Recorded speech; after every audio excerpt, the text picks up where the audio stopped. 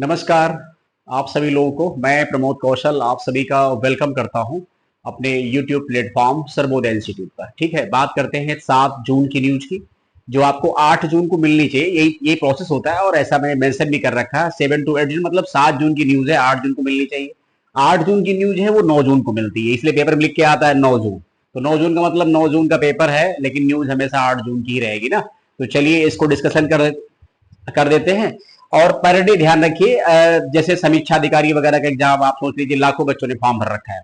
तो current affair क्या है, उसमें आप समझ लीजिए कि कम से कम 30 क्वेश्चन से कम नहीं होंगे। और अगर डेली आप क्लास कर लेते हैं, पढ़ लेते हैं, तो वो चीज आपकी बहुत आसान हो जाएगी ना। यहाँ वहां भटकिए मत, सही जगह सही प्लेटफॉर्म को चुनिए, सही व्यक्ति को पकड़िए। तो ये जो 7 जून की न्यूज है, देखिए इसमें क्या क्या, और तकरीबन हमें लगता है 10-12 क्वेश्चन मेरे मैक्सिमम, मिनिमम 8 होंगे, मैक्सिमम 12 होंगे, बस इससे ज्यादा क्वेश्चन नहीं होंगे। रेयर केस की बात, कभी ज्यादा कभी कम हो जाए। तो इतने क्वेश्चन हमें पढ़ाने में 10-12 मिनट का ही समय जाता है, आप कभी भी देख लीजिए। उत्तर प्रदेश का पहला स्पेस एंड एस्ट्रोनॉमी पार्क कहां बनाया जाएगा ना, कहां बनाया जाएगा, तो इसका आंसर लखनऊ है ना। ये बात मिल गई, हो सकता है आपने पढ़ा भी हो। अब इसकी थोड़ी हमने व्याख्या लिख दी है, व्याख्या इतनी ही लिख दे जितना आपका काम चल जाए बस। क्या लिखा है, लखनऊ में प्रदेश का पहला स्पेस एंड एस्ट्रोनॉमी पार्क बनेगा। इसके लिए चक गजरिया सिटी में 10 एकड़ भूमि चिन्हित की गई है ना, 10 एकड़ भूमि, इसके बहुत सारे फायदे भी हैं। विज्ञान एवं प्रौद्योगिकी विभाग और एलडीए के सहयोग से बनने जा रहा है। ये पार्क न सिर्फ लखनऊ के लिए नया शैक्षिक पर्यटन स्थल बनेगा, बल्कि ये उत्तर भारत का पहला ऐसा विशिष्ट केंद्र होगा जो अंतरिक्ष, खगोल विज्ञान और विज्ञान की रोचक जानकारी आम लोगों तक पहुंचाएगा। ये कोई बहुत बड़ी बात नहीं, जैसे ऐसा नहीं मैंने व्याख्या पढ़ा दी तुमने तीर मार दिया। लेकिन जैसे ये होता है कि एक विद्यार्थी को जैसे कभी कुछ जानकारी एक्स्ट्रा करनी हो तो उसके लिए पढ़ सकता है। उसका प्रश्न, उसका उत्तर उसे मिल गया, जिसको जाना है आगे बढ़ गया, खत्म हो गई बात। ये भी नहीं, अपने अकॉर्डिंग पढ़िए। टीचर कभी भी 100 बच्चों के अकॉर्डिंग नहीं चल सकता, वो अपनी फिलॉसफी के आधार पे काम करता है। हाँ, सजेशन लेना चाहिए, लेकिन वो 100 बच्चों को सेटिस्फाई कर पाए, ये बहुत मुश्किल की बात है। दूसरा पॉइंट हम लोग देखेंगे, ये अच्छा पॉइंट है। देखिए आरबीआई जैसे हमारा है, तो आरबीआई हमारा क्या है, एक रेगुलेटरी बॉडी है, नियामक संस्थान है। बहुत सारे बच्चे, मान लो कोई फर्स्ट टाइम बच्चा पढ़ने आ गया, वो जान ही नहीं पाया आरबीआई क्या है। तो रिजर्व बैंक ऑफ इंडिया है, जो अपने देश का केंद्रीय बैंक है, जिसके पास करेंसी छापने का अधिकार है। जो आप नोट अपने पॉकेट में और घर में रख के घूम रहे हो, ये आरबीआई का ही इस पर अधिकार, वही छापता है, फिर इसको जो है पूरे भारत में सर्कुलेशन में लाता है।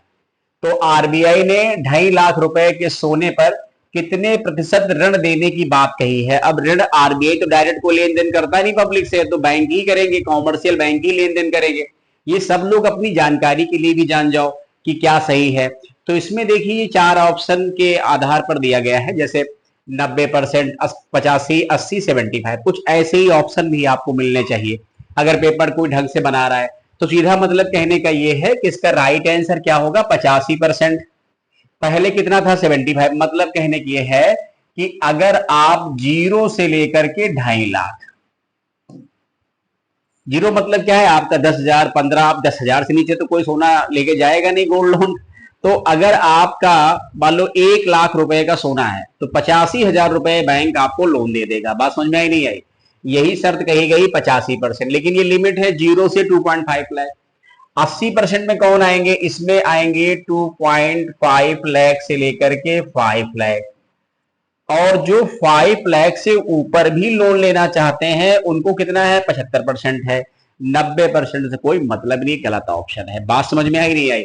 तो अगर आप ढंग से पढ़ लेंगे तो बहुत बढ़िया रहेगा। और आरबीआई क्या एक नियामक संस्थान है, उसकी कई कई बातें बहुत इंपॉर्टेंट है। अब देखिए वही सब ये इसमें जो है लिखा हुआ है, इसको आप पढ़ लीजिएगा, हमें कुछ पढ़ाने की जरूरत इसमें नहीं है। वही जो गिरवी गांठ रखा जाता है, सोने पे सोना रख के आप लोन ले आओ। ठीक है, चलो अभी एक पॉइंट और देखो हमारा, ये भी इनसे तो सभी लोग परिचित ही हो, अभी देखा होगा हमारे यहाँ एक मतलब तो क्रिकेटर है रिंकू सिंह, उनकी शादी जो है प्रिया सरोज से, जो सांसद है समाजवादी पार्टी के बाद, वो लखनऊ में फंक्शन, तो ये सब खुद ही उसमें आए हुए हैं। तो अभी खिलाड़ी पीयूष चावला ने संन्यास ले लिया है, इनका संबंध किससे है, तो सब लोग जानते होंगे ये क्रिकेटर है और इनकी भूमिका भी है। तो भारत की 2 विश्व कप विजेता टीमों का हिस्सा रहे अनुभवी लेग मतलब स्पिनर पीयूष चावला ने 2 दशकों से अधिक लंबे करियर के बाद क्रिकेट के सभी प्रारूपों से संन्यास लेने की घोषणा की। चावला ने कहा कि भारत का प्रतिनिधित्व और 2007 T20 2011 वनडे विश्व कप जीतने वाली टीम का हिस्सा बनने तक का सफर ये वरदान से कम नहीं है। चलिए खैर, अगला क्वेश्चन देखिए क्या लिखा है। अगला क्वेश्चन है, हाल ही में 11वीं ब्रिक्स संसदीय मंच का आयोजन कहाँ किया गया? और इस मंच से इन लोगों ने जो पाकिस्तान में जो घटना भी जो उसने ड्रामा फैलाया आतंकवाद, सभी लोगों ने निंदा की पाकिस्तान की। तो वही पूछ रहा है कि ये जो कार्यक्रम ये कहां पर हुआ? तो ये ब्राजील में हुआ। ब्राजील की कैपिटल है ब्राजीलिया। ब्राजीलिया आपको याद रहना चाहिए ना। चलिए, और करेंसीज की क्या है ये बता दोगे? करेंसीज की क्या है? रियल। चलो, अब इसके बाद थोड़ी व्याख्या देख लो, वो आपके काम की है। तो जैसे बहुत लोग ब्रिक्स जानते होंगे, ब्राजील, रसिया, इंडिया, चाइना, साउथ अफ्रीका। कुछ बच्चे ऐसे भी होंगे जो बिल्कुल फर्स्ट टाइम कोई वीडियो मान लो देख लिए, उन्हें कुछ आता ही पता नहीं है। इसी लोग कहते हैं करंट अफेयर थोड़ी बहुत जानकारी रखा करो। 12th तक बच्चा करंट अफेयर जानते नहीं है। ये आयोजन 3 से 5 जून 2025 तक ब्राजीलिया में किया गया। इसमें भारत की तरफ से लोकसभा अध्यक्ष ओम बिरला शामिल हुए। देखो, आपको एक पॉइंट और मिल गया कि लोकसभा के स्पीकर कौन है? ओम बिरला। ब्रिक्स देश की 17वीं बैठक 2025 ब्राजील के द्वारा आयोजित की जाएगी ना। क्लियर हो गया? अब इसके अलावा कुछ बातें और भी हैं। 1 जनवरी 2024 को 4 नए देश शामिल हुए, संयुक्त अरब अमीरात, ठीक है, ईरान, इजिप्ट और इथोपिया। तो संख्या कितनी हो गई? 9 हो गई। फिर 2025 में इसमें 10वां देश इंडोनेशिया शामिल हो गया, तो संख्या कितनी हो गई? 10 हो गई। ये ध्यान रखेंगे। सऊदी अरब के शामिल होने की चर्चा थी, लेकिन सऊदी अरब इसमें शामिल नहीं हुआ। ये बहुत सारे विद्यार्थियों को कंफ्यूजन करता है। ब्रिक्स समूह का 9वां नया पार्टनर देश नाइजीरिया बना है। ब्रिक्स युवा उद्यमिता सम्मेलन मार्च 2025 नई दिल्ली में हुआ। ठीक है, चलिए ये बातें हो गई। BRICS bank of commerce and industry के अध्यक्ष कौन है? ये भी ध्यान रखेंगे। तो इसका आंसर हो जाएगा हरबंस चावला। ठीक है, ये बात क्लियर हो गई ना। चलो आगे देखो पॉइंट। अब अगला हमारा क्वेश्चन क्या है कि हाल ही में प्रधानमंत्री की आर्थिक सलाहकार परिषद के अध्यक्ष के रूप में किसे नियुक्त किया गया? इंपॉर्टेंट क्वेश्चन है ना, ये ध्यान रखना। तो इसका राइट आंसर एस महेंद्र देव है ना। और इसके अलावा अब इसकी थोड़ी सी व्याख्या देख लो तो समझ में आ जाएगा। व्याख्या क्या है? प्रधानमंत्री की आर्थिक सलाहकार परिषद के अध्यक्ष बनने वाले ये दूसरे व्यक्ति, इससे पहले डॉक्टर विवेक देबरॉय अध्यक्ष के पद पर रहे हैं। अध्यक्ष का कोई कार्यकाल निश्चित नहीं होता है। प्रधानमंत्री की आर्थिक सलाहकार परिषद की स्थापना 26 सितंबर 2017 को केंद्र सरकार द्वारा की गई थी। ये एक स्वतंत्र निकाय है जिसे भारत के राष्ट्रपति द्वारा एक कार्यकारी आदेश के माध्यम से स्थापित किया गया था। प्रधानमंत्री को आर्थिक या अन्य किसी मुद्दे पर सलाह प्रदान करना इसका मुख्य कार्य है। आप बात समझ में आई? एक बार एग्जाम में क्या हुआ, इसका फुल फॉर्म ही पूछ लिया गया था, ये ध्यान रखेंगे। चलिए, इसका फुल फॉर्म ही आ गया था कि पीएमईएसी का फुल फॉर्म क्या है? पीएमईएसी ना। चलिए, तो इसमें 7 जून, फिर 6 जून, फिर 5 जून, फिर 4 जून, ये ऐसा क्वेश्चन है। तो हाल ही में विश्व खाद्य सुरक्षा दिवस कब मनाया गया? वर्ल्ड फूड जो है सेफ्टी डे या सिक्योरिटी डे, सेफ्टी कहिए। इसका आंसर है 7 जून। इसका थीम नोट कर लेना। थीम है food safety science in action. तो हाल ही में किस राज्य में ग्रेटर फ्लेमिंगो अभ्यारण्य स्थापित किया गया? मोस्ट इंपॉर्टेंट क्वेश्चन है ना। तो इसका राइट आंसर क्या हो जाएगा? हाल ही में किस राज्य में? तो इसका आंसर है तमिलनाडु।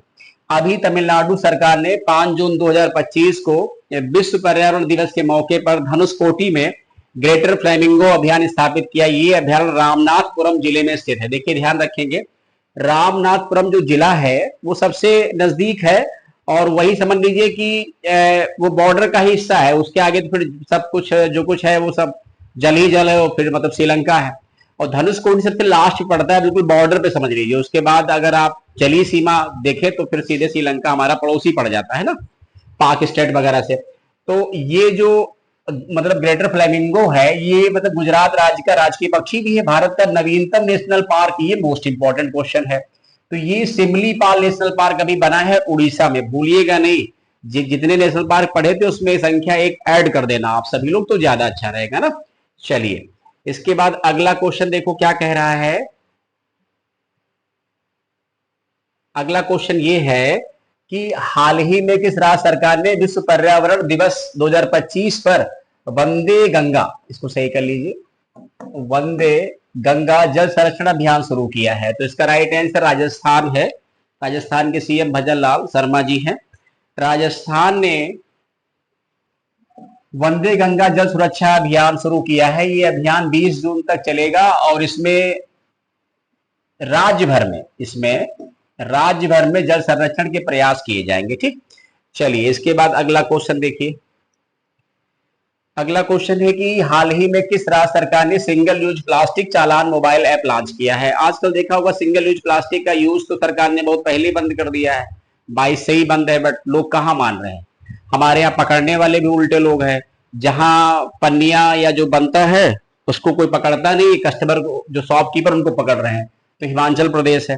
हिमाचल प्रदेश के मुख्यमंत्री सुखविंदर सिंह सुक्खू प्लास्टिक प्रदूषण को रोकने के लिए स्कूली बच्चों को 6 लाख स्टेनलेस स्टील की बोतल वितरित करने की सरकारी पहल घोषणा की है। कहा जितने सारे हमारे यहाँ जो सरकारी स्कूल के बच्चे हैं सबको स्टील की बोतलें मिलेंगी। प्लास्टिक बोतल लाने कोई मतलब नहीं, लाते हैं तो फिर जब वो थोड़ी सी गंदी होगी तो क्या करेंगे, जहां मन करेगा वहां फेंक देंगे, तो उससे क्या होगा, पोल्यूशन ही बढ़ेगा ना।